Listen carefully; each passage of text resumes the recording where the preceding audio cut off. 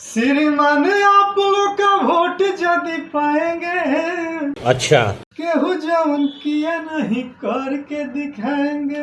पापा बाला मेरा मुंड में बाला का बात बा। मिस्टर हम सोचा तनी अच्छा, कि बिहार के मुख्यमंत्री कैसे बनल जाई हो। अभी बता दे भाई। हम बिहार के मुख्यमंत्री बनल चाहतानी। नाटवा ढील हो गई बा का। ना मिस्टी मजाक ना हो, अच्छा साचो। अच्छा ठीक बा, का तना पढ़ल लिखल बाला। मिस्टी हम बीए पास कइले बानी। इहे नु गलती कर देला। काहे?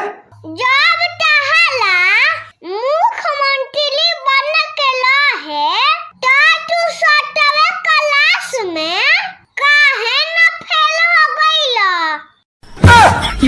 क्या बात कर रहे रे बाबा? चला ठीक बा, सटवा में फेल ना भइला तो कम से कम 9वा क्लास में फेल हो गइला तो। तोबा तोबा तोबा। औरी फेल भइला के बाद में चोरी, डकैती, मर्डर, लूटपाट ई सब काम करे चालू कर देले तो।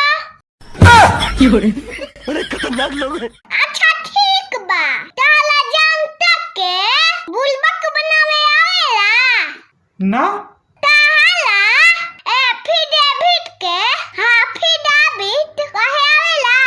ई का कहाला? बैगन हाफिडेविट? अभी बता दे भाई। अरे एफिडेविट के एफिडेविट कहल जाला, देखिए मार हो जाएगा। हाफिडेविट थोड़े कहल जाला। अब लहरा ताला में मुख्यमंत्री बने के कवनो गुण नहीं है। बेकार है भैया, मैं तो टूट गया। तू बीए पास करके गलती कर देला। अब तहरा लायक एक काम बचल बा। जा पटना स्टेशन पर ठेला लगा के अंडा बेचो। किया है बिहार